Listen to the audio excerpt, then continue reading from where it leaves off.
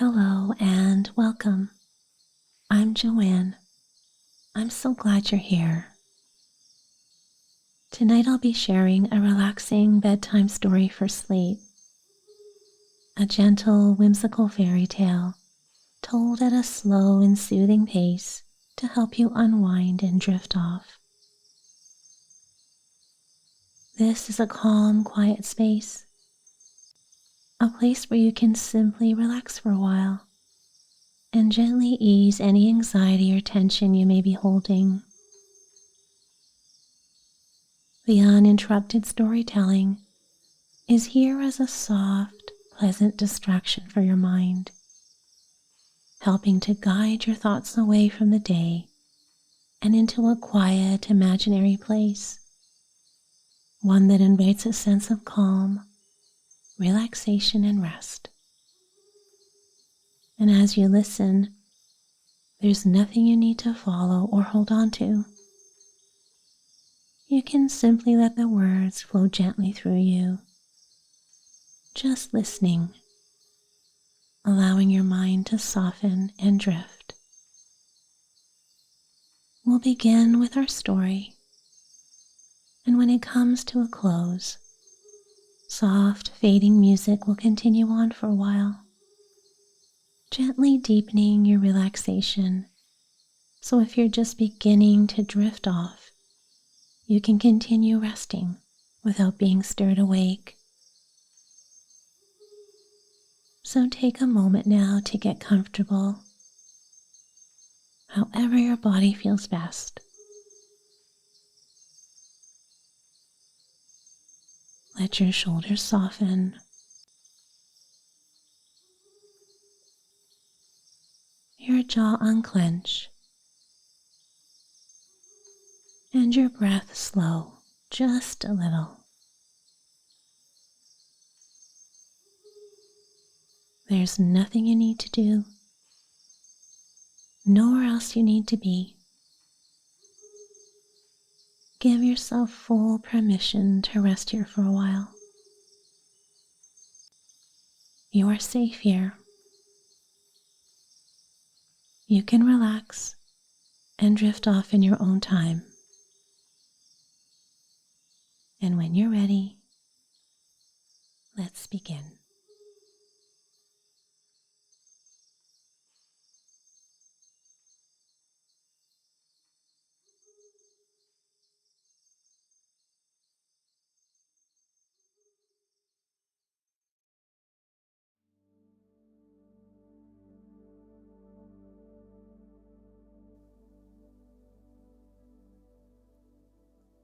Once upon a time, there lived a king and a queen who lacked but one thing to make them happy, and that was to have children.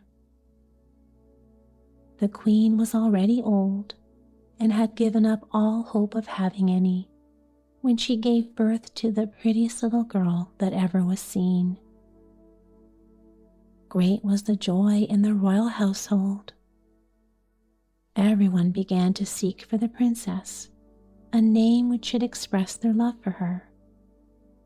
And at last, she was called Amy, and the queen had these words, "Amy, daughter of the king of Happy Isle," engraved on a turquoise heart, which she hung round the princess's neck, thinking it would bring her luck, as turquoises are supposed to do. But the rule did not hold good. For one day, when they had taken her on the sea to give the nurse a holiday in the most beautiful summer weather, suddenly a terrific tempest arose so that it was impossible to land. And as the vessel was a small one, only for use near the shore, it was soon shattered to pieces. The nurses and all the sailors perished. The little princess, asleep in her cradle, floated on the water, and at last she was cast up on the shore of a beautiful country where, however, very few people lived there after the ogre Ravaggio and his wife Tormentine came to make their home in the valley, for they drove everyone away. Ogres were terrible people. Once they had grown accustomed to preying on humans, they were said to care for little else, and Tormentine was half fairy, always knew how to draw someone into their path. She smelled the poor little princess a mile off and ran to the shore to find her before Ravaggio should have reached her.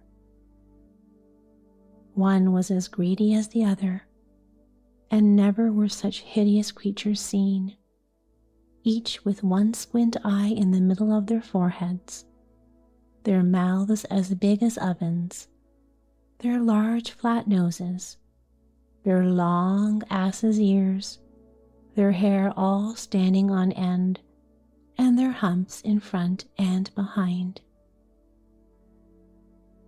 Yet when the ogress saw Amy in her beautiful cradle, swaddled in golden brocade and playing with her little hands, her cheeks like roses white and red, her tiny cherry mouth half open in a faint innocent smile, seemed almost to greet the dreadful creature who approached her.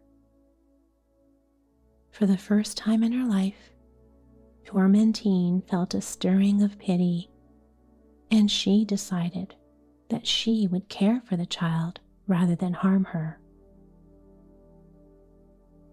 She lifted the little girl gently into her arms, fastened the cradle upon her back, and returned with her to the cavern.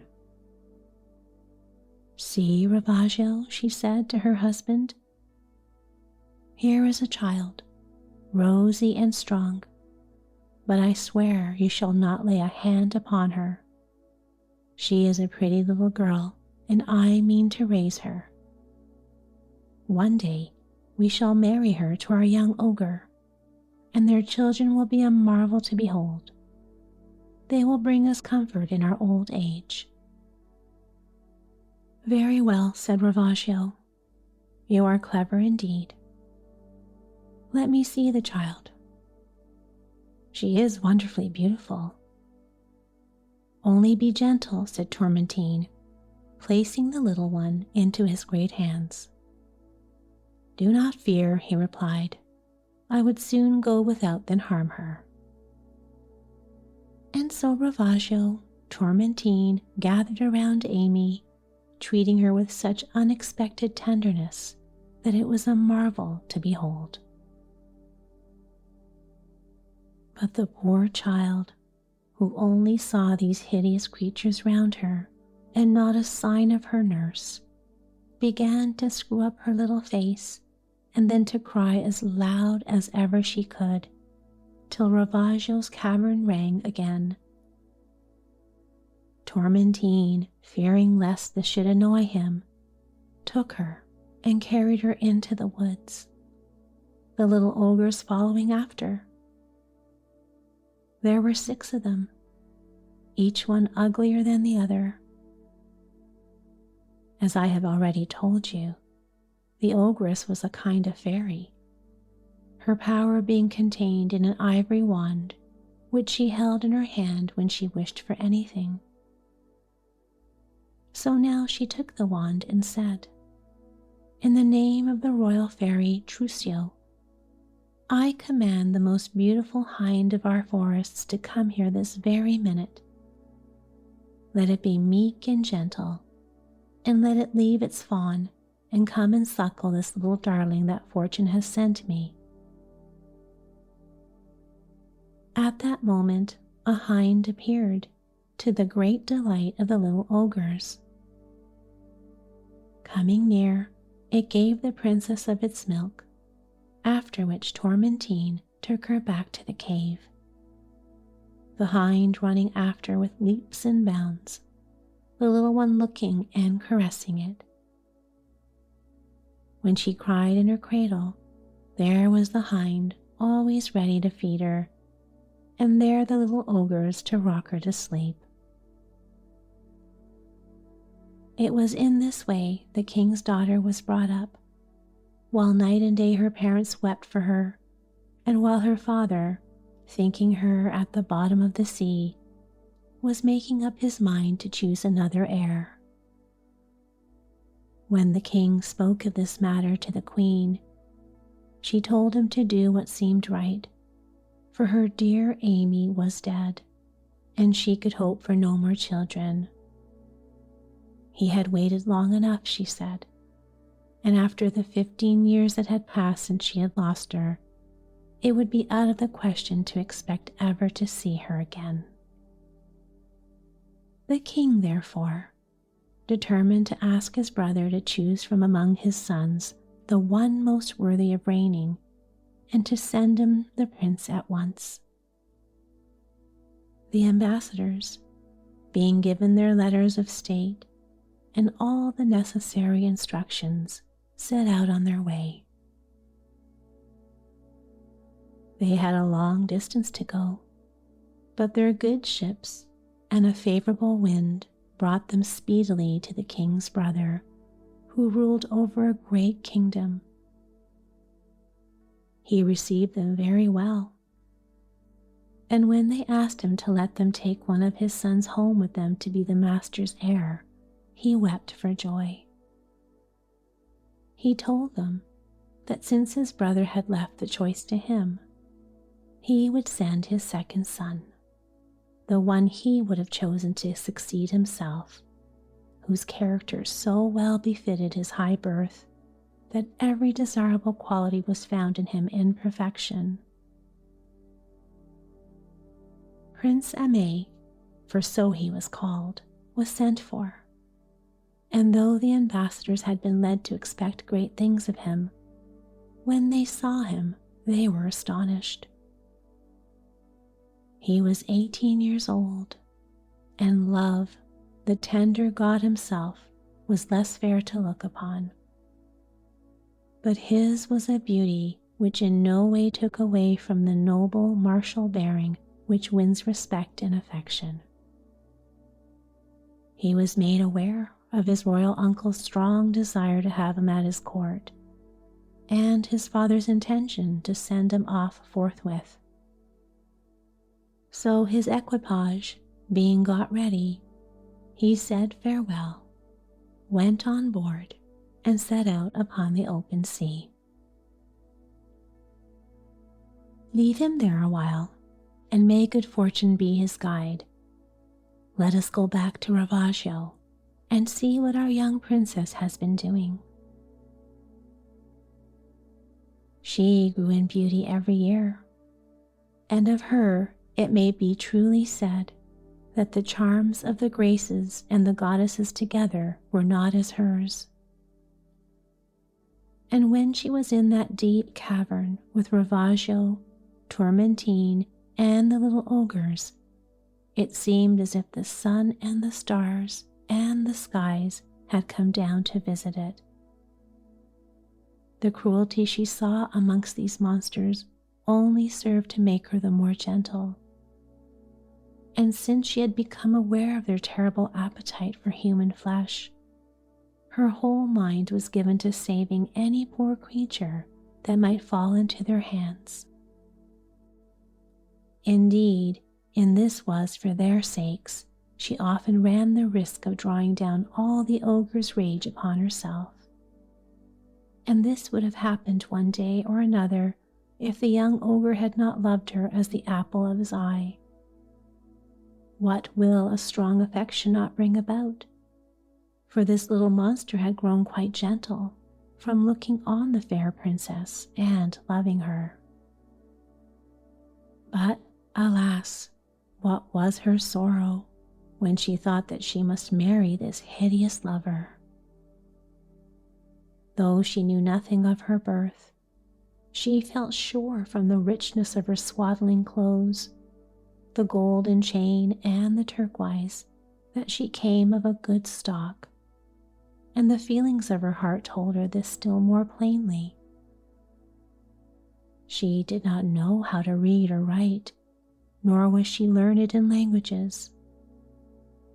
She spoke the ogre's jargon and lived in absolute ignorance of everything Yet nevertheless, her principles were as good and her manners and temper as sweet as if she had lived all her life in the most refined court in the whole world. She had made herself a dress out of a tiger skin, leaving her arms half bare. She carried a quiver and arrows on her shoulder and a bow at her girdle. Her fair hair was tied with a bit of seaweed and floated at will in the wind over her throat and down her back. Her sandals were of sea rushes too. Thus attired, she haunted the woods like a second Diana, and she would never have known her own beauty if the crystal streams had not served her as natural mirrors, in which she gazed, yet grew no vainer, no more disposed to look on her own face with favor. The sun had done with her complexion as it does with wax whitened it, nor could the air of the sea make it tawny. Her only food was the fruits of her hunt on her fishing, and such expeditions were a pretext many a time for leaving the terrible cavern and the sight of more hideous things than could anywhere else be found. "Ah, heaven," she said, shedding tears, "what have I done that this cruel ogre should be my fate? Why didst thou not rather let me perish in the sea? Why didst thou save a life which must pass so miserably? Wilt thou have no pity on my sorrow?" So would she entreat the gods, praying to them for help. When the weather was very stormy, and she thought the sea might have cast some poor creatures on the shore, thither she went to care for them tenderly, and to prevent their coming in the way of the ogre's cave. One night it happened that a tremendous storm was raging. As soon as it was light, she rose and ran to the seashore. There she saw a man holding on to a plank and struggling to gain the shore in spite of the force of the waves that ever drove him back. The princess, wishing to help him, pointed out by signs the easiest landing place, but he neither saw nor heard her. Sometimes he was so near that there seemed only a step between him and the land, when a wall of water covered him, and he disappeared from sight. At length he was driven on the sand, and there he lay motionless. Amy drew near, and in spite of his pale face, which seemed to betoken death, she used every means she knew to bring him back to life. She used always to carry with her certain herbs, the scent of which was so powerful that it roused people from the longest swoons, and these she pressed now into his hands and rubbed his lips and his temples with them. When he opened his eyes, he was so astonished at the beauty and at the dress of the princess that he hardly knew whether it was a dream or real. It was he who spoke first. She answered, but they did not understand each other in the least, and looked one at the other attentively, half in astonishment, half in pleasure. The only men the princess had ever seen were poor fishers whom the ogres had caught, and whom she had saved, as I have already said. What could she think then when she saw the comeliest and most magnificent man in the whole world? For of course it was Prince Aimé, her cousin, whose fleet, shattered by a furious tempest, had struck upon the rocks.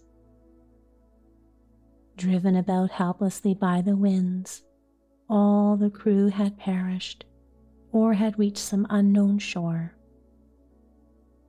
The young prince was struck with astonishment that in such savage garments and in a country which seemed a wilderness, so beautiful a damsel could be found, and his recent impressions of the princes and ladies he had seen only served the more to persuade him that this lady he saw before him had not her equal anywhere.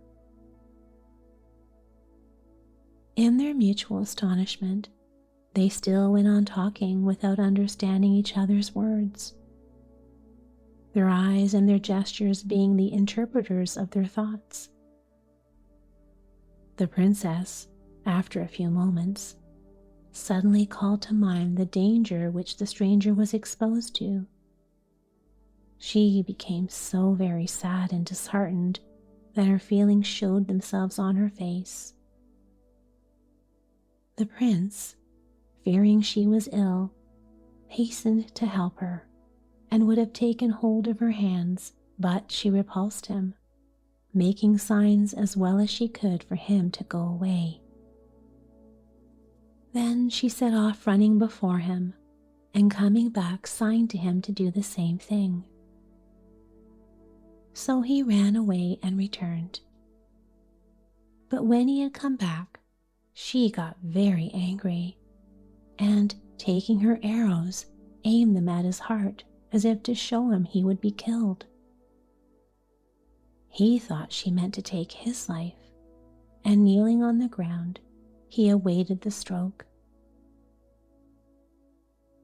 When she saw this, she was at her wit's end what to do and how to express her meaning. Looking at him tenderly, she said, "Ah, must you then be the victim of the terrible ogres? Must I, with these eyes that now have the joy of looking on you, see you torn to pieces and pitiless, devoured?" She wept, and the prince in sad confusion understood not a word of what she was saying. However, one thing she made him understand, that she did not wish him to follow her. Taking him by the hand, she led him into a very deep cave with an opening looking towards the sea. She used often to go and lament her misfortunes there, and would sleep there when the sun was too scorching for her to return to the ogre's cave. And as she was very deft and skillful with her hands, she had hung it round with a tissue of butterfly wings of different colors, and on interlaced reeds forming a kind of couch she had spread a covering of seaweed. She had put branches of flowers in great, deep shells, which served as vases, and which she filled with water to keep the bouquets fresh. There were all kinds of other pretty things that she had made, some with fish and shells, others with seaweed and reeds, and about all these trifles, in spite of their simplicity, there was something so graceful that it was easy to see from them the good taste and the skill of the princess.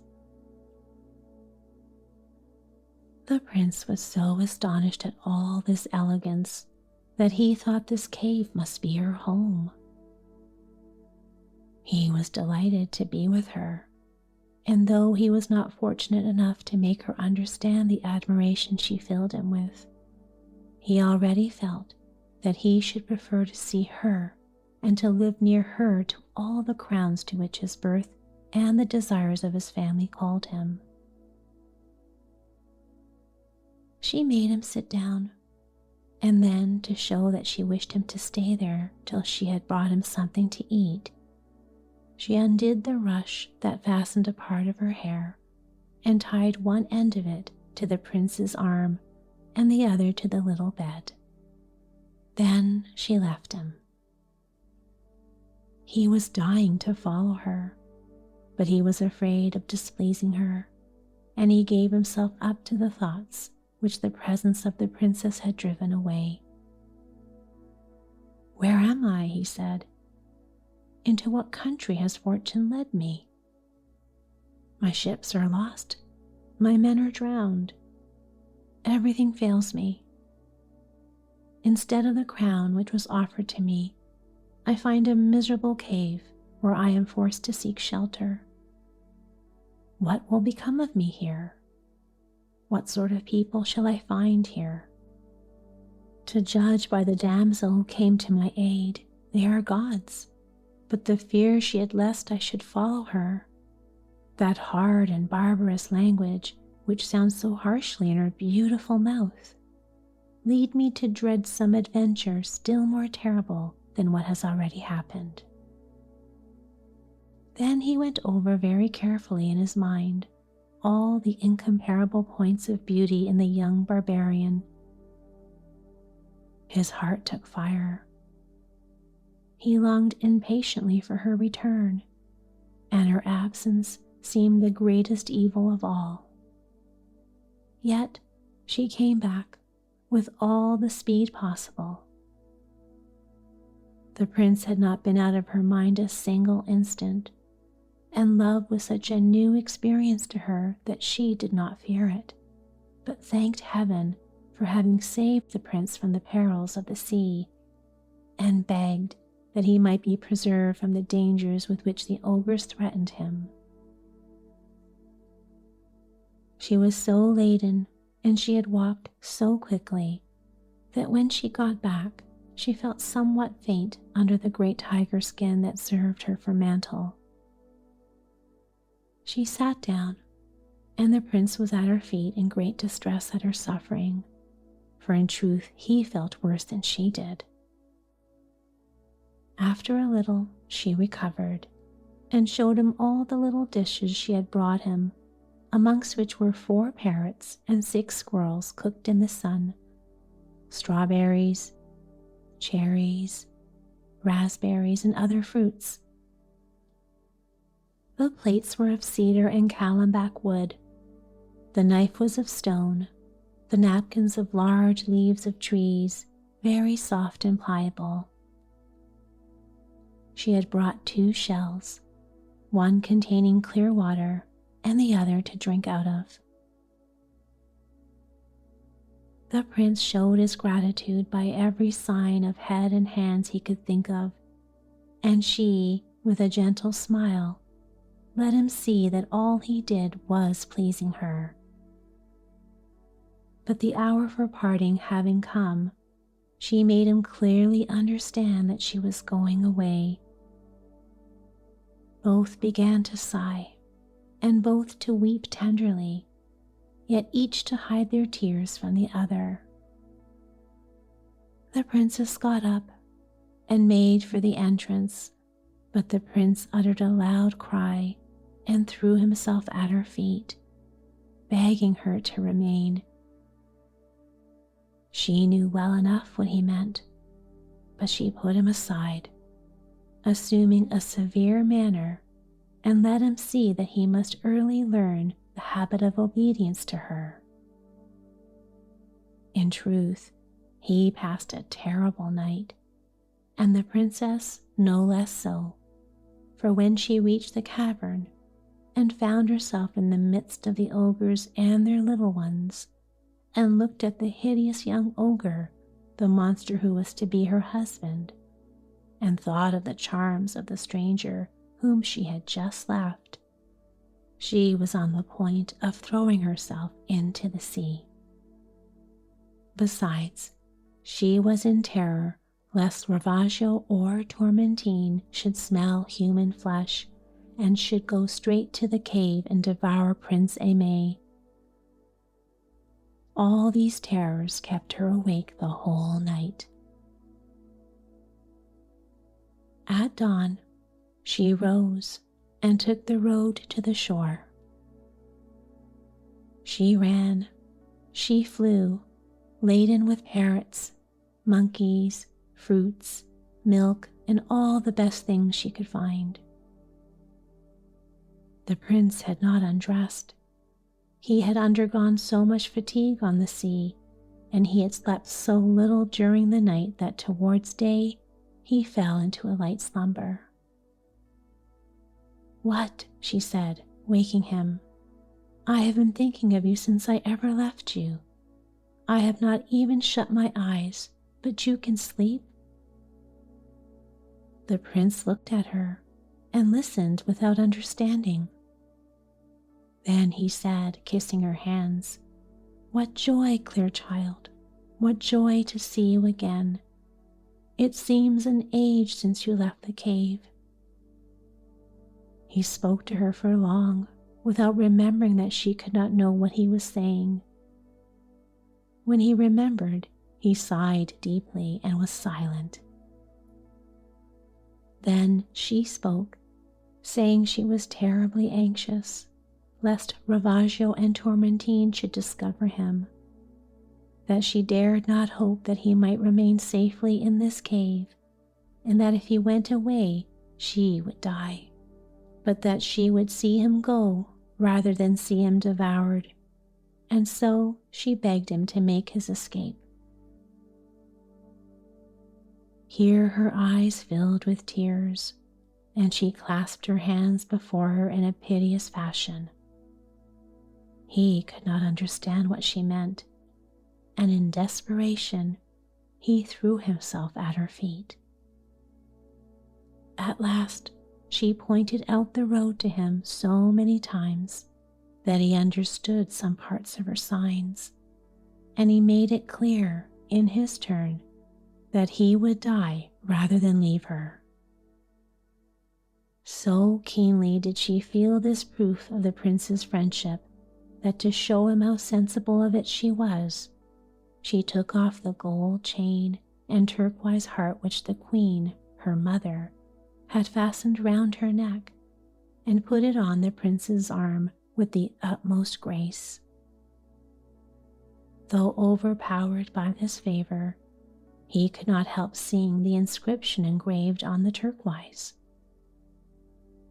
Looking carefully at this, he read, "Amy, daughter of the King of Happy Isle." Never was anyone so astonished. He knew that the name of the little princess that had been lost was Amy. He did not doubt but that his heart had been hers, but he was not yet sure if this beautiful savage were the princess, or if the sea had cast up the jewel on the sand. He looked at Amy with keen glances, and the more he looked at her, the more he seemed to see a certain family likeness in her manner and in certain features, but it was more especially the feelings of tenderness within his soul that assured him that this barbarian was indeed his cousin. She looked on with astonishment at all he did, while he raised his eyes to heaven as if to give thanks, gazing at her and weeping, taking her hands and kissing them fervently, then thanking her for all the gifts she had brought him, and giving them back to her again as if to make her understand that a lock of her hair would be more precious to him than all the treasures of the world. 4 days passed away in this manner. Every morning the princess brought him what he needed in the way of food. She stayed with him as long as possible, and the hours went by very quickly, though they could not understand one another's words. One evening, when she was late of returning home, and she feared she would be scolded by the terrible Tormentine, she was much surprised to receive a most friendly welcome, and to find a table laden with fruits. When she asked permission to take some, Ravaggio told her they were there specially for her, that the young ogre had gone to gather them, that at last the time had come to make him happy, and that in 3 days he wished to marry her. This was indeed news for her. Could anything be more terrible for this lovely princess She all but died of fright and grief, but hiding her pain, she answered that she would willingly obey if only they would give her a little more time. Ravaggio became angry and cried out, "There is nothing to prevent my eating you." The poor princess fell senseless with fright into the clutches of Tormentine and the young ogre, who loved her so well that he entreated Ravaggio so that his anger was softened. Amy did not sleep a wink that night. She waited for the day impatiently, and as soon as it appeared, she ran to the cave. When she saw the prince, she wept aloud piteously, shedding floods of tears. As for him, he could hardly move. His affection for fair Amy had made more progress in 4 days than is usually the case in the same number of years. He was dying to ask her what was the matter, and though she knew this quite well, she could not explain her meaning. At last, she took down her long hair and put a crown of flowers on her head. Taking Aimé's hand in her own, she made it clear to him by signs that she would soon be doing the same thing to another than himself, till at last he understood the unhappy fate that awaited him, and that she was going to be married. He thought he must die at her feet. He knew neither the roads nor the means of escape, nor did she. They wept.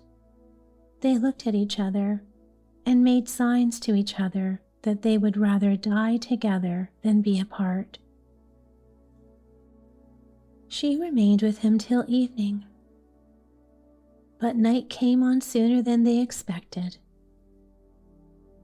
Full of thought, she paid little attention to the path she was treading, and took a little used road through a wood, and there a great thorn pierced her foot through and through. Happily, she was not very far from the cavern, but she found it difficult to reach it with her bleeding foot. Ravaggio, Tormentine, and the little ogres came to her aid. It hurt her very much when the thorn was taken out, but they pounded herbs and applied them to the wound. She went to bed in the greatest possible anxiety about her clear prince. "Alas," she said, "I shall not be able to walk tomorrow. What will he think when he does not see me? I let him know that my marriage was arranged, and he will think I have had to give in to it. Who will bring him food? Whatever he does, he must die, for if he comes in search of me, he is lost. And if I send a little ogre to him, Ravaggio will hear of it." She burst into tears and sobbed. She wished to rise early, but it was impossible for her to walk. Her wound was too bad, and Tormentine, who saw her go out, stopped her, and said that if she went another step, she would eat her up. Meanwhile, the prince, who saw the hour pass by when she was in the habit of coming, began to be uneasy amid full of fear. And as the time went on, he grew still more afraid. Any punishment in the world would have been easier to bear than the anxieties to which his love made him a victim. He forced himself to wait in patience, but the more he waited, the less as his hope. At last, ready to die if need be, he set out resolved to seek his dear princess. He walked on without knowing where he was going, and followed a beaten path he found at the entrance of the wood.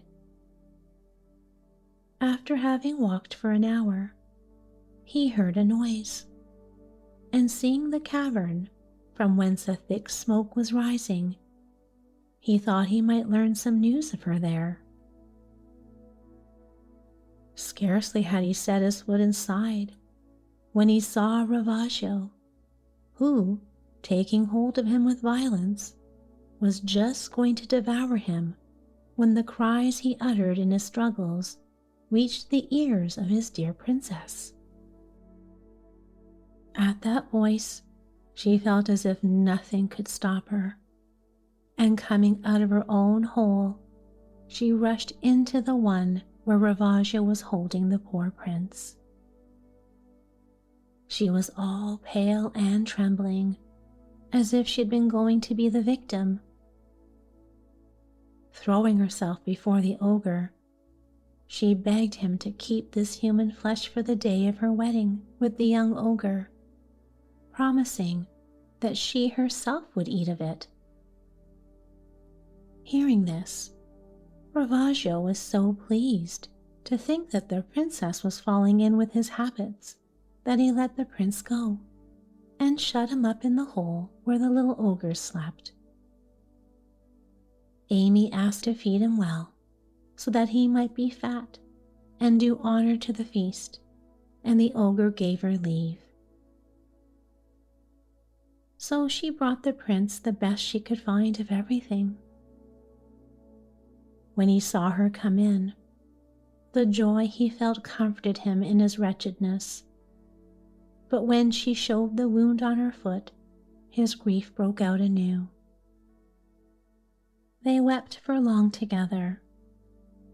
The prince could not eat, and his dear mistress cut little morsels with her delicate hands and gave them to him with such grace that it was impossible to refuse them. She bade the little ogres bring fresh moss, which she covered over with birds' feathers, and then she signed to the prince that his bed was there. Tormentine calling her, she could say no other farewell but by giving him her hand, which he kissed with such tenderness as cannot be described, while she let her eyes express all her thoughts.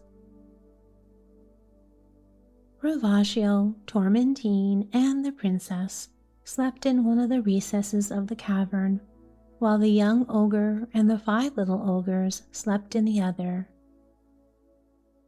Now in Ogreland, it is the custom every night for the ogre, the ogress, and the little ones to put on their heads fine golden crowns in which they sleep. This is their only kind of splendor, but they would rather be hanged or strangled than fail to do it. When they had all fallen asleep, the princess, whose thoughts were with her clear lover, began to reflect that in spite of the promises of Ravaggio and Tormentine not to eat him, if they were hungry during the night, as they nearly always were when there was human flesh about, all hope for him was gone, and her anxiety on his account became so violent that she all but died of terror. After thinking the matter over for some time, she got up, put on her tiger skin in haste, and groping her way noiselessly along, she reached the cavern where the little ogres were sleeping. Taking the crown from the first one that came in her way, she placed it on the prince's head, who was wide awake, but who did not dare to seem so, not knowing who was performing this ceremony. Then the princess went back to her own little bed. Hardly had she got into it, when Ravaggio, thinking what a fine meal the prince would make, and growing hungrier every minute at the thought, got up and went to the hole where the little ogre slept. As he did not see clearly, for fear of taking the wrong one, he felt with his hand, and seizing the one that had no crown, munched him up like a chicken. The poor princess, hearing the noise which Ravaggio made in munching the bones of the unfortunate little ogre, fainted and nearly died of fear lest it should be her lover. While as for the prince, who was still nearer, he felt all the terrors of his situation. Day brought a great relief to the princess. She ran to see the prince and let him understand by signs her fears and her impatience to see him out of reach of the murderous teeth of these monsters. She spoke kindly to him, and he would have poured out kind words to her had not the ogress, coming to see her children, noticed the blood with which the cavern was full, and found out that the little baby ogre was missing. The shrieks she uttered were terrible, and Ravaggio realized the harm he had done, but too late to remedy it. He whispered in her ear that being hungry, he had chosen the wrong victim, thinking he was eating human flesh. Tormentine pretended to be consoled, for Ravaggio was cruel, and if she had not taken his excuses in good part, she would perhaps have been eaten up herself. But alas, what terrible anxiety did the princess suffer! Never for a moment did she give up searching for some means of saving the prince. And as for him, what were his thoughts with respect to the terrible home of this charming maiden? He could not make up his mind to go away while she was here, for death would have seemed sweeter than such a separation. And this he made her understand, when by repeated signs she begged him to flee and to take steps to save himself. They mingled their tears, and taking each other by the hand, each in their own tongue swore faithfulness and everlasting love one to the other. She could not help showing him the clothes she had worn when Tormentine found her, and the cradle in which she had lain, and the prince recognized on them the arms and the device of the King of Happy Isle. This sight delighted him, and his joy was so evident that the princess guessed that the cradle had told him something of importance. She was dying to hear what it might be, but however hard he tried, how could he make her understand whose daughter she was and the kinship between them?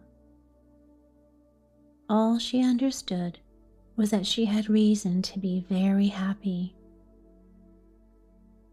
The hour for retiring came, and they went to bed as they had done the night before. The princess, a prey to the same fears, rose quietly, went to the cavern where the prince was, gently took the crown from one of the little ogres, and put it on her lover's head.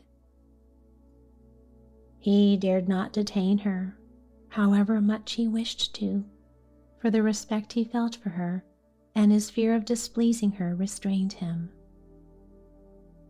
The princess had never had a happier thought than putting the crown on Aimé's head. Without this precaution, all would have been lost, for the cruel Tormentine, starting out of her sleep, and remembering the prince she had thought as beautiful as the day and so very appetizing, began to be much afraid that Ravaggio would go and eat him all by himself. So she thought the best plan was to be beforehand with him. She slipped away without a word to the little ogre's hole, where she passed over quietly those that had crowns on, among whom was the prince, and in 3 mouthfuls the little uncrowned ogre was gobbled up. Aimé and his princess heard everything, trembling with fear, But Tormentine, having made this expedition now, wished for nothing but sleep, and they were safe for the rest of the night. "Heaven help us," said the princess. "Inspire us with what we should do in such a terrible extremity." And the prince prayed no less fervently. At times, he thought of attacking these two monsters and fighting with them. But how could he hope to win in the struggle? They were tall as giants, and their skin was pistol-proof, so that very sensibly he came to the conclusion that only ingenuity could bring them out of this terrible place. As soon as it was day, and Tormentine had found the bones of her little ogre, she set up a frightful howling, and Ravaggio was no less distressed. 100 times they were on the point of throwing themselves on the prince and princess. They were both hidden in a little dark corner, but the cannibals knew only too well where they were, and of all the dangers they had met with, this one seemed the most imminent. Amy set a-thinking and racking her brains, and all at once she bethought herself of the ivory wand which Tormentine used, and which did wonders, though the ogress herself did not know how. "If, in spite of her ignorance," said the princess, "most astonishing things come to pass, why should there not be as much power in my words?" Full of this idea, she ran to the cavern where Tormentine slept and searched for the wand, which was hidden at the bottom of a hole. When she had it in her hand, she cried, "In the name of the royal fairy Trucio, I desire to speak the tongue that is spoken by him whom I love." And she would have wished for other things, but Ravaggio came in at the moment. So the princess was silent, and putting the wand in its place, came back very quietly to the prince.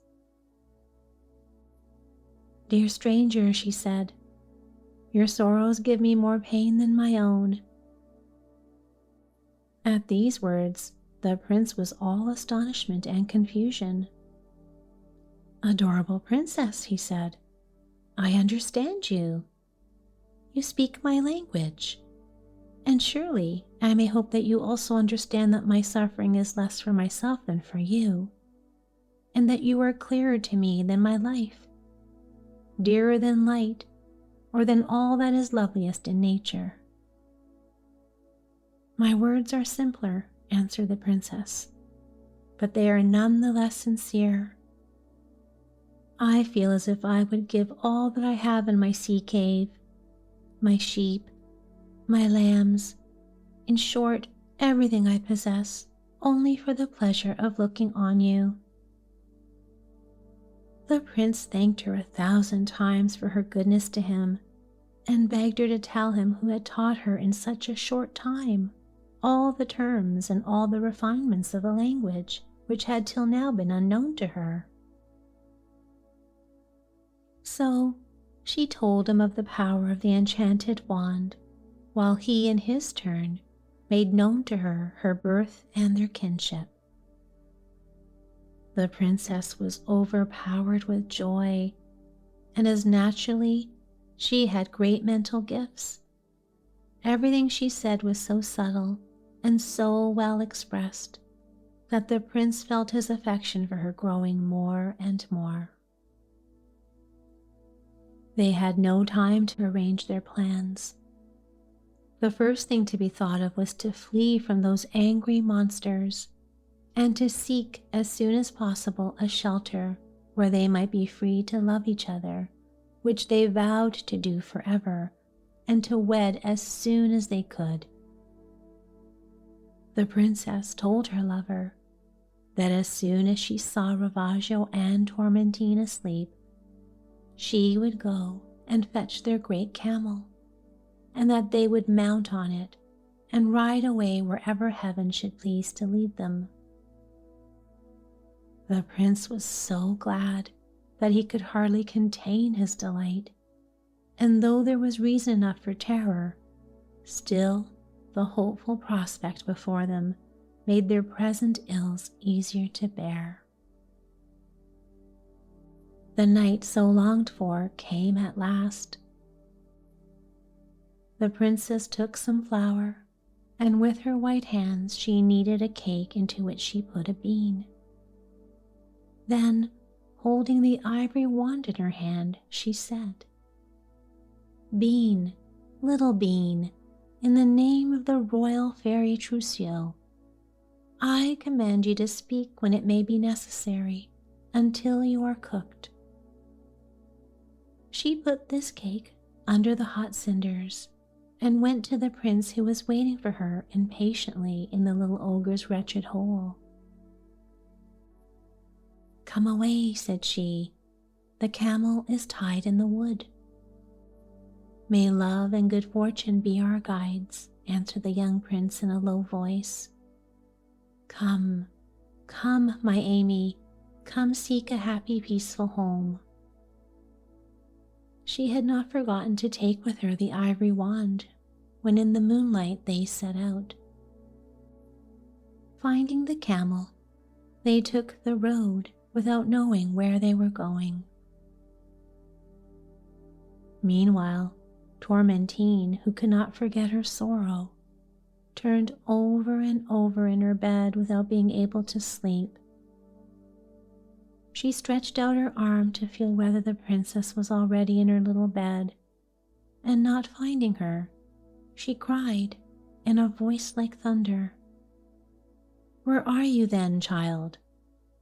"Here I am, near the fire," answered the bean. "Will you go to bed?" said Tormentine. "Very soon," replied the bean. "Go to sleep." Tormentine was afraid to awake Ravaggio and was silent. But after 2 hours again, she groped in Amy's little bed, crying, "What, you little jade, you will not go to bed?" "I am warming myself as fast as I can," answered the bean. "I wish you were roasting in the middle of the fire for your trouble," said the ogress. "So I am," said the bean. "I couldn't be more so." And so they went on talking, the bean keeping up the conversation very cleverly till, towards daybreak, Tormentine again calling the princess, the bean, though thoroughly cooked, did not answer. This silence made the ogress uneasy. So she got up in a great state, looked, called, and searched all round in much alarm. Princess, prince, and little wand all gone. Then she cried out aloud, so that the woods and the valleys rang again. "Awake, my dear one! Awake, my brave Ravaggio! Your Tormentine has been deceived, and our 2 human prisoners have taken their flight." Ravaggio opened his eye, leaped into the middle of the cavern like a lion, roaring, bellowing, howling, and foaming at the mouth. "Come," said he, "come, my 7-league boots, bring hither my 7-league boots, till I pursue the runaways. I'll have their blood before they have gone far." And he put on the boots, which enabled one of his legs to take a 7-league step. Alas, how could the fugitives go fast enough to escape such a pursuer? You will be astonished to hear that, having the ivory wand, they did not go faster than he, but the fair princess was new to the fairy art. She did not know how much she could do with such a wand, and it was only in great distress that light dawned on her. The pleasure of being together and able to speak to each other and the hope that they might be allowed to escape quieted their fears as they went on their way. It was the princess who first saw the terrible Ravaggio. "Prince," she cried, "we are lost. See this hideous monster coming on us like a thunderbolt." "What can we do?" said the prince. "What will become of us?" "Ah, if I were but alone, I should not regret my life. But yours, dear mistress, is in danger. I am in despair." "If the wand does not come to our aid," said Amy, weeping, "we must make up our minds to die. In the name of the royal fairy Trucio, I desire that our camel become a pond, the prince a boat, and myself an old boatwoman to guide it." And at that moment, the pond, the boat, and the boatwoman took shape. When Ravaggio reached the water's edge, he cried out, "Hola there! Ho, old mother everlasting! Haven't you seen a camel, a young man, and a maiden pass by?" The old woman, standing in the middle of the pond, put on her spectacles and looking at Ravaggio, signed to him that she had seen them and that they had gone into the meadow. The ogre, believing her, took the road to the left. The princess, then wishing to appear in her own shape again, touched herself with the wand 3 times and struck the boat and the pond with it. She was young and beautiful again in a moment, and so was the prince. Mounting the camel, they turned to the right in order not to meet their enemy. While they were going on their way in all haste, in hopes of finding someone of whom they might ask the road to Happy Isle, they lived on the wild fruits and drank of the water of the streams, and slept under trees in terror all the while lest the wild beasts should come and devour them. But the princess had her bows and arrows, with which she would have tried to defend herself, and the danger did not frighten them so much as to prevent them from realizing the happiness of having escaped from the cavern and of being together. Since they had been able to speak the same language, they said the prettiest things in the world to each other. The prince told the princess how very impatient he was to reach his father's home or hers without delay, since she had promised that, provided their parents gave their consent, she would marry him. What perhaps will not be easily believed is that, till that happy day should come, they lived alone together in the woods, behaving towards each other so respectfully, though he was in a position to do what he liked, that never was so much affection and goodness found together. After Ravaggio had scoured the mountains, forests, and plains, he returned to his cavern, where Tormentine and the little ogres waited for him impatiently. He had come home laden, with 5 or 6 persons who had unhappily fallen into his clutches. "Well," cried Tormentine, "have you found them and eaten them, the runaways, the thieves? Haven't you kept a scrap for me?" "I think they must have flown," answered Ravaggio. "I have hunted on every side like a wolf, and have not seen them. Only an old woman in a boat on a pond who gave me news of them." "And what did she say to you?" said the impatient Tormentine. "That they had gone to the left," said Ravaggio. "By my head," said she, "but you have been made a fool of. I feel sure that it was their very selves you talked. Go back again, and if you catch them, have no mercy." So Ravaggio greased his 7-league boots and set off again like a madman. Our young lovers were just coming out of the wood, where they had passed the night. When they saw him, they were both afraid. "My Amy," said the prince, "here is our enemy. I feel I could fight him. Are you brave enough to escape by yourself?" "No," she cried, "I shall not leave you. Perhaps the wand may be of help to us." "In the name of the royal fairy Trucio," she cried, "I desire that the prince be changed into a portrait, the camel into a pillar, and myself into a dwarf." The change took place, and the dwarf began to blow a horn. Ravaggio, who was coming on with great strides, said, "Tell me, you unnatural imp, have you seen a pretty boy, a little maid, and a camel pass by?" "Now will I tell you," said the dwarf. "It is known to me that you are on a quest of a gentle youth, a fair lady, and the animal on which they ride. I saw them yesterday at this hour, ambling along in joy and contentment.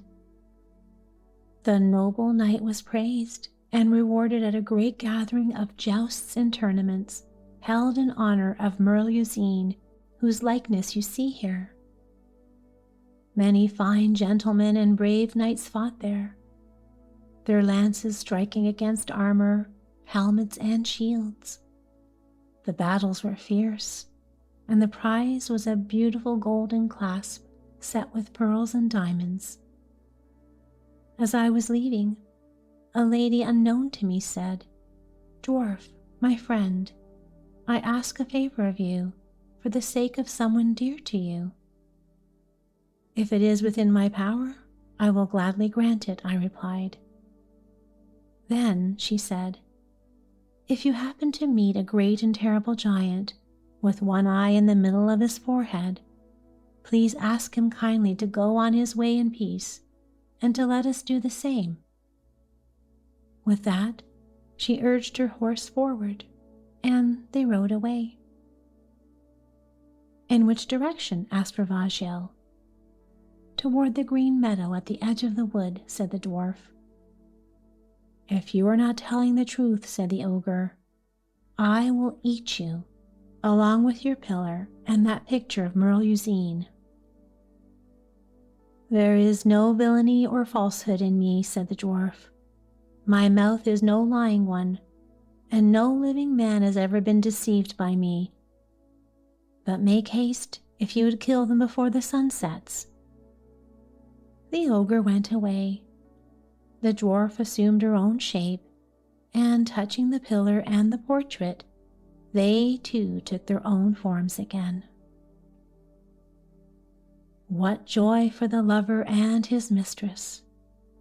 "Nay," said the prince, "but I have never before felt such keen alarm, dear Amy, as my affection for you every moment grows stronger. So do my anxieties increase when you are in danger." "And as for me," she replied, "I don't think I was in the least afraid, for Ravaggio does not eat pictures. I alone was exposed to his fury, and I would give my life to save yours."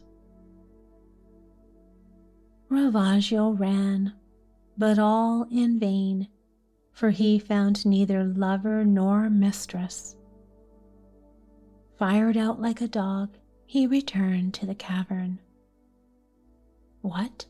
You come back without our prisoners?" cried Tormentine, tearing her bristling hair.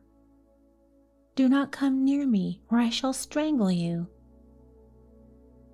"I have met nobody," said he, "but a dwarf with a pillar and a picture."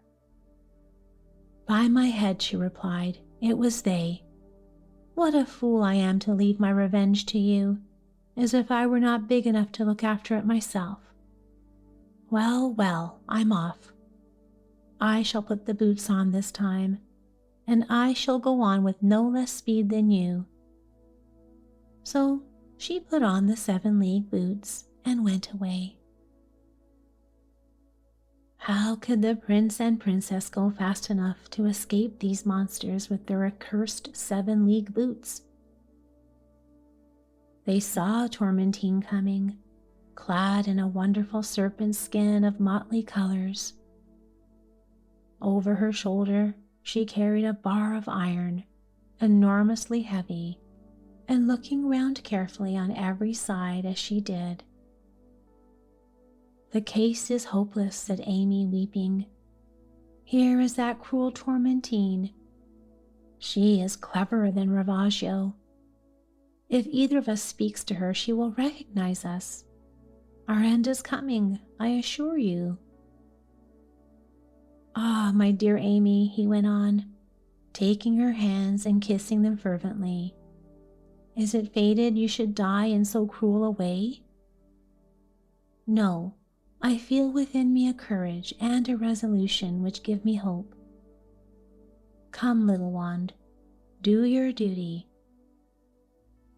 In the name of the royal fairy Trucio, I desire the camel to be a box, my dear prince a beautiful orange tree, while I, turned into a bee, fly round him." According to her custom, she gave each of them 3 taps, and the change took place soon enough for Tormentine, who came up just then not to see it happening. The hideous fury was quite out of breath, and sat down under the orange tree, where Princess Bee took pleasure in stinging her all over.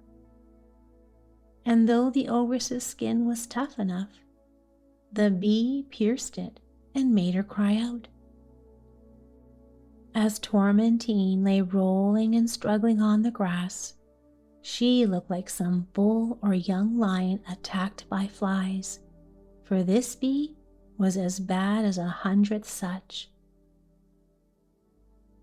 At last, Tormentine went away all bleeding, and the princess was just about to take her own shape again, when unhappily, some travelers passing through the wood and seeing the ivory wand, which was very pretty to look at, picked it up and carried it off. Nothing more unfortunate could have happened. The prince and princess had not lost the power of speech, but that was very poor comfort in their present condition. The prince, overcome with grief, uttered his laments aloud, which added greatly to the sorrow of his dear Amy. "Ah, how unhappy I am," he went on. "Here I am pent up under this bark. Here I am, an orange tree. I cannot move, and what will become of me if you leave me, dear little bee? But," he added, "why should you leave me? You will find on my flowers delicious dew. My leaves will serve you for a bed of rest, where you will have nothing to fear from the malice of spiders." As soon as the orange tree ended his lament, the bee answered him. "My love is fixed, no wavering to and fro. My love is constant, you never need to doubt it. My heart belongs to you, and it will stay with you to bring you comfort when you need it." And then she added, "Do not be afraid that I shall ever leave you. Neither lilies nor jasmines nor roses nor any of the flowers in the most beautiful gardens could tempt me to such faithlessness. You will see me flying round you ceaselessly, and you will know that the orange tree is no less dear to the bee than the prince was to Princess Amy." And then she shut herself into one of the largest flowers as into a palace, and true affection, which finds resources everywhere, did not fail in its comfort here. The wood where the orange tree grew was the favorite walk of a princess who lived in a magnificent palace. She was young and beautiful and clever, and her name was Linda. She had no wish to marry, for she feared that anyone whom she might take for a husband would not always love her. And as she was rich, she had a splendid castle built, where she received only ladies and old men who were more learned than gallant, and no other knights might approach her. The heat of the day having kept her in her room rather longer than she would have liked, she went out in the evening with her ladies to walk in the woods. The scent of the orange blossom astonished her, for she had never seen the tree before and was delighted to find it. No one knew by what chance it had come there, and it was quickly surrounded by all this great company. Linda would not let them pick a single flower, and they took it into her garden, where the faithful bee followed. Linda, delighted with its delicious scent, sat down under it, and just as she was picking some flowers before going into the palace, the watchful bee came out buzzing from under the leaves and stung the princess with such a force that she all but fainted, and Linda went home very ill. When the prince was free to speak to Amy, he said, "What spite have you, dear bee, against young Linda? You have stung her cruelly." "How can you ask me such a question?" she answered. "Have you not delicacy enough to see that you should feel affection for none but me, that the whole of you belongs to me, and that I am defending my property when I defend your flowers?" "But," said he, "you see them falling, and it does not trouble you. Would it not be the same if the princess decked herself with them, put them in her hair, or wore them on her bosom?" "No," said the bee, in a somewhat vexed tone. "It is not at all the same thing. I know that you care more for her than for me. There is, of course, a great difference between a lady, refined and richly clad, of high rank, and an unfortunate princess whom you have seen dressed in tiger skin in the midst of monsters that have only taught her harsh and savage manners, and whose beauty is not dazzling enough to strike you."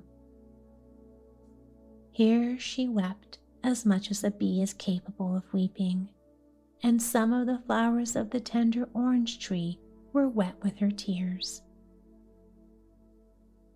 Aimé was so sorry to have wounded his princess that all his leaves grew yellow. Several of his branches withered, and he was like to die. "What have I done then?" he cried, "beautiful bee? What have I done to draw down your wrath on me?" "Ah, you doubtless wish to leave me. You are already tired of being attached to an unfortunate creature like myself." They spent the night reproaching one another, but at dawn, a gentle zephyr that had been listening to them induced them to make up their quarrel, and it could not have done them a better turn. Meanwhile, Linda, who was dying to have a bunch of orange blossom, rose very early in the morning and went to her garden to pluck some. But as soon as she put out her hand, she felt herself stung so violently by the jealous bee that her courage failed her. She returned to her own room in a very bad temper.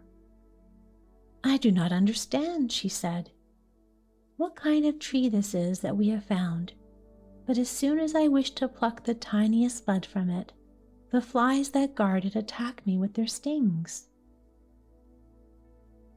One of her maidens, a quick-witted, merry girl, said to her, laughing, "I am of opinion, madam, that you should arm yourself like an Amazon, and like Jason when he went to capture the golden fleece. Go boldly and take the finest flowers of this pretty tree." Linda liked this idea, and at once gave orders for a helmet covered with feathers, a light cuirass, and gauntlets to be made for her. And at the sound of trumpets, she entered her garden, followed by all her ladies armed like herself. They called this sport the War of the Flies and the Amazons. Linda drew her sword with much grace, and then, striking the finest branch of the orange tree, she cried, "Come out then, terrible bees, come on, I defy you. Are you valiant enough to defend what you love?" But what did Linda and those with her think when they heard a piteous "Alas!" followed by a deep sigh coming from the trunk of the tree, and saw blood flowing from the branch that had been cut? What a wonder this was! Taking the bleeding branch, she tried in vain to join the pieces together, and she was seized with terror and great anxiety. The poor little bee, in despair at this sad misfortune of her dear orange tree, was on the point of rushing forward to seek her own death by the same fatal sword to avenge her prince. But she stopped herself, thinking it would be better to live for him, and, considering what remedy he might need, she asked his consent to fly to Araby and bring him balm. At last he agreed, and after a tender and touching farewell, she set out for the distant land, guided only by her instinct. But in truth, it was love that led her there, and as love moves faster than the swiftest wings, by his help she made the journey quickly and brought back a wonderful balm on her wings and at the tips of her little feet, with which she healed the prince. It is true that the cure was due less to the balm itself than to his joy in seeing the princess bee care so tenderly for his wound. Every day she applied the balm, and it was greatly needed, for the branch that had been cut was one of his fingers.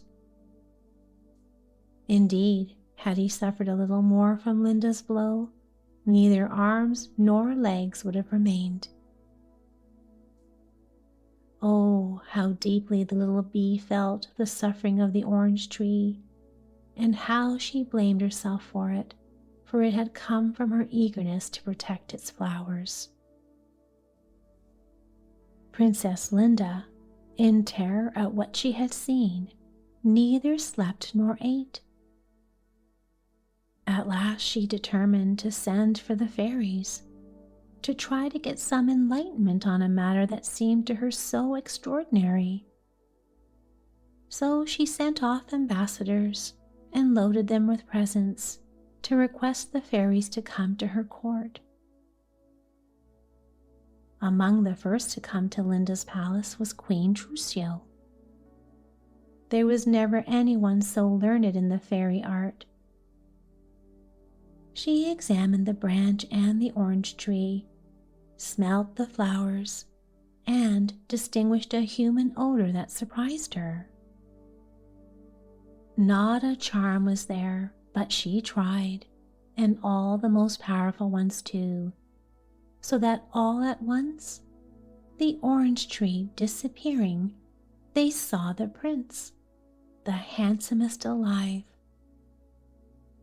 At this sight, Linda was struck motionless with admiration and by some still keener feeling. She was already becoming more than indifferent to him, when the young prince, all whose thoughts were of his dear bee, threw himself at Trucio's feet. "Great Queen," he said, "I owe you everything. You give me back life itself by restoring me to my own shape. But if you wish me to be your debtor for all my peace and joy, which is even more than the life you have returned to me, then give me my princess." And as he spoke, he took the little bee into his hands, keeping his eyes fixed on her. "I shall do as you wish," replied kind Trucio.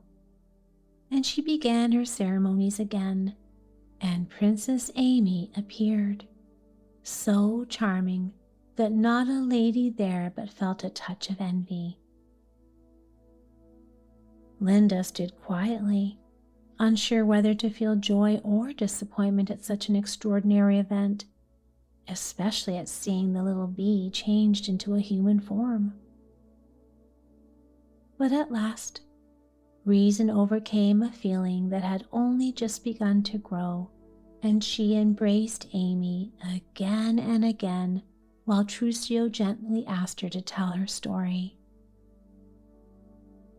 Amy, being kind and gracious, did not delay, and the elegance and gentle manner in which she spoke held everyone's attention.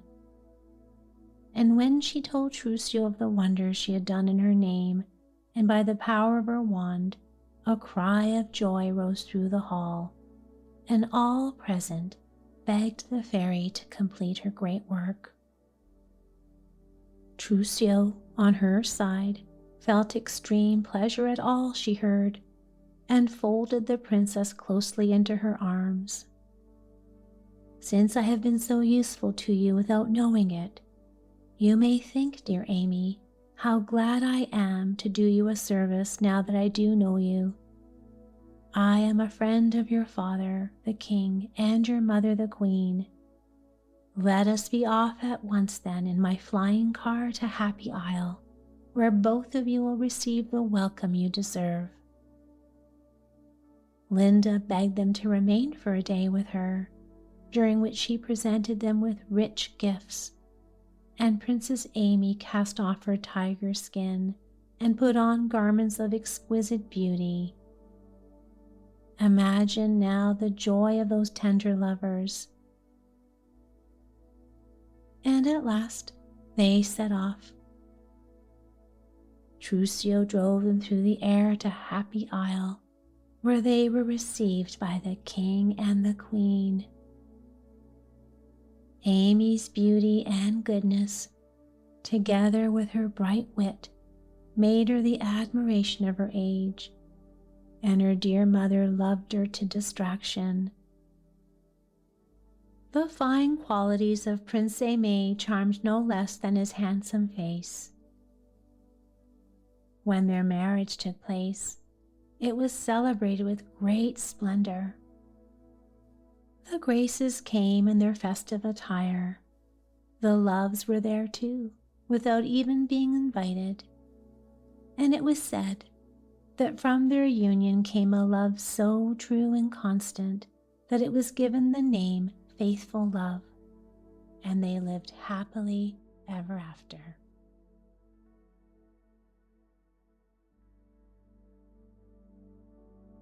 Sweet dreams, my friend. Sleep well. Good night.